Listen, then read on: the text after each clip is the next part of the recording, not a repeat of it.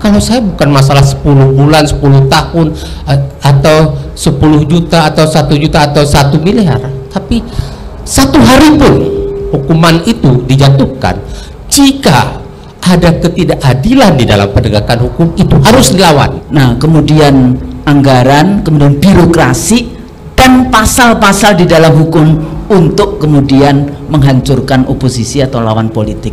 Dan ini akan jadi presiden buruk dalam penegakan hukum di Republik ini, baik masa terkait dengan waktu ya, dan juga ini bagian dari sejarah, tapi sejarah yang buruk saya khawatir. Apakah ini masih menjadi kekuatan yang menakutkan yang akhirnya bisa melemparkan rezim keluar dari istana? Geger, jaksa makin ngaco. Kasus Habib Rizik lebih parah daripada kasus maling dana haji.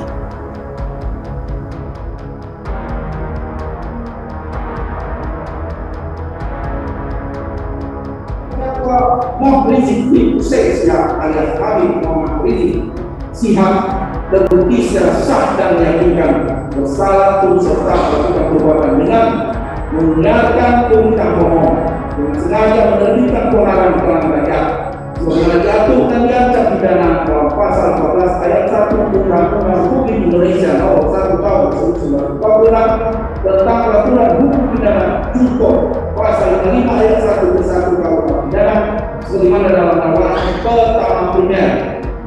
Apakah bisa dibuktikan adanya keonaran yang timbul di masyarakat? Kemudian siapa penyebab keonaran tersebut? Siapa pihak yang telah dengan sengaja menimbulkan keonaran? Itu yang harus bisa dibuktikan di depan sidang pengadilan. Nah, kemudian orang mengatakan, wah, hukuman 8 bulan sudah ringan. Bahkan tadi ada juga mengatakan misalnya ya cuma denda 20.000. Kalau saya bukan masalah 10 bulan, 10 tahun, atau 10 juta, atau 1 juta, atau 1 miliar, tapi 1 hari pun hukuman itu dijatuhkan, jika ada ketidakadilan di dalam penegakan hukum, itu harus dilawan. Kemudian terkait proses penegakan hukum, kami tidak bosan-bosannya bahwa ini sekali lagi saya closingnya adalah prokes bukan suatu hal yang patut untuk dipidana, apalagi dipidana sedemikian rupa, dan ini akan jadi presiden buruk dalam penegakan hukum di Republik ini, baik masa terkait dengan waktu ya, dan juga ini bagian dari sejarah, tapi sejarah yang buruk saya khawatir. Bagaimana jaksa penuntut umum bersikap sangat-sangat tidak adil, sangat-sangat tidak logis, dan sangat-sangat tidak rasional, ya. Adil, tidak logis, dan tidak rasional. Membahas kasus prokes Habib Rizik bagi saya itu hanya membawa pasal-pasal ke ranah hukum, tapi isu sesungguhnya bukan di situ. Isu sesungguhnya adalah isu kekuatan, kontestasi kekuatan politik di pemilu berikutnya, ya. Apakah ini masih menjadi kekuatan yang menakutkan yang akhirnya bisa melemparkan rezim keluar dari istana atau tidak? Jadi ini semua sekarang dilakukan menggunakan anggaran negara, menggunakan aparatus negara, jadi pengadilan dan sebagai polisi, semuanya itu digunakan. Nah, kemudian anggaran, kemudian birokrasi, dan pasal-pasal di dalam hukum untuk kemudian menghancurkan oposisi atau lawan politik. Coba lihat kasus-kasus lain, maaf ya, kasus yang dialami Bang Akbar Tanjung. Dia diadili dari proses di tingkat kasus Brogit dulu ya, sampai kemudian diputuskan bebas oleh Mahkamah Agung. Tapi apa label yang sudah tertimbul kepada beliau? Jadi seolah-olah proses hukum yang sudah diputuskan oleh hakim itu sudah kebenaran mutlak. Tidak, masih ada ruang untuk menguji. Bahkan kalau kita tahu teman-teman perguruan tinggi, putusan hakim yang sudah berkekuatan hukum tetap, mungkin Bung Refli pernah melakukan eksaminasi, terlibat di dalam tim eksaminasi, betul? Betul. Karena apa Anda terlibat? karena Anda punya keyakinan bahwa proses hukum atau putusan tersebut tidak berkeadilan. Tidak, ada hal-hal yang tidak benar di situ. Nah, bagi para penegak hukum dalam hal ini yang kita tinggal mengharapkan nanti tuntutan jaksa yang kasus rumah sakit Umi dan juga putusan vonis dari pengadilan, dari hakim, majelis hakim, serta nanti terkait dengan banding. Masih ada waktu ya untuk membuktikan bahwa negara ini adalah Rechtsstaat atau negara hukum. Yang berulang-ulang saya mendengar dari Bang Kapitra, ini bukan Makstat atau negara kekuasaan yang letat semua atau negara itu terserah saya tidak suka dengan Anda, hukum dia ya, terapkan hukuman yang cari, pokoknya tangkap dia kemudian diterapkan.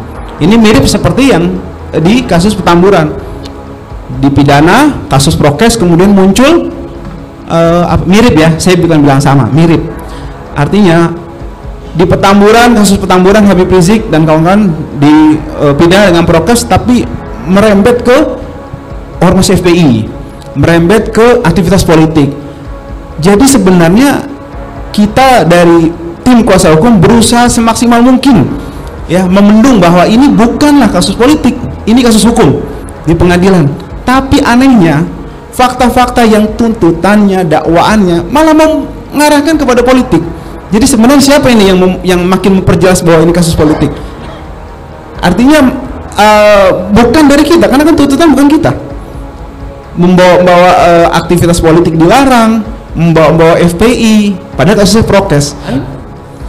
Apapun nanti putusannya dalam kasus Habib Rizik, saya sarankan kepada tim lawyer, kalau Anda mau melakukan PK nanti, misalnya Anda banding, kasasi, mau PK, tunda PK setelah 2024. Karena kalau Anda PK sekarang, ya saya nggak yakin, itu aja. Saya boleh punya ketidakyakinan gitu ya. Ya, saya boleh punya ketidakyakinan terhadap proses penegakan hukum. Saya tidak menuduh siapapun.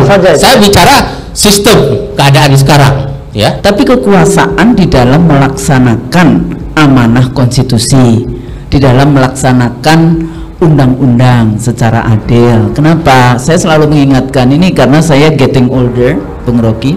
Jadi saya mengatakan hati-hati. Nanti kita harus mempertanggungjawabkan semua di akhirat, hisab-hisab yang harus dilakukan. 265 jutaan rakyat Indonesia harus bersaksi, kan pusing.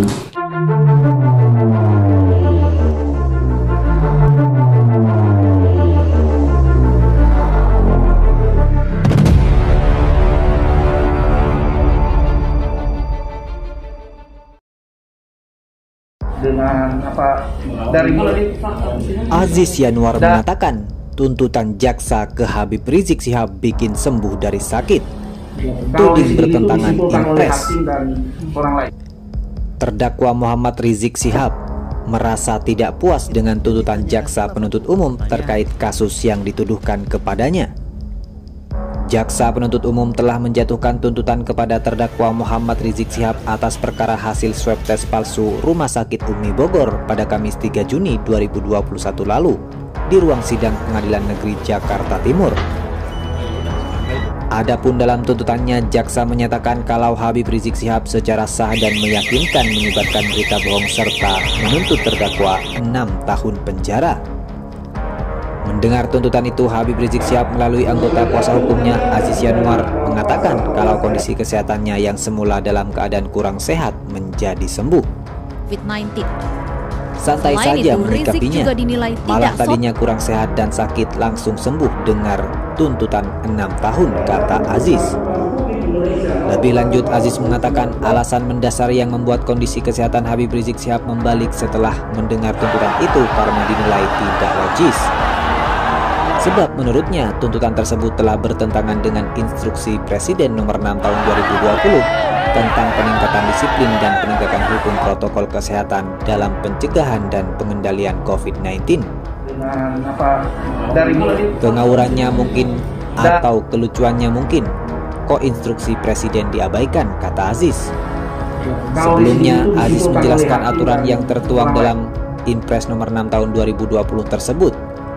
Kata Aziz, dalam aturan tersebut sanksi untuk para pelanggar protokol kesehatan hanya terbatas teguran dan denda, bukan untuk pemidanaan penjara. Dengan begitu, tuntutan yang dilayangkan jaksa penuntut umum atas perkara ini secara tersirat Aziz menyebut telah bertentangan dengan Impres. Karena itu, Aziz mengaku sudah menyiapkan nota pembelaan atau pledoi atas tuntutan jaksa itu. Dalam pledoi nantinya yang akan dikuatkan oleh kubu Habib Rizik Syihab, yakni membantah terhadap pasal yang dinilai bernuansa politik.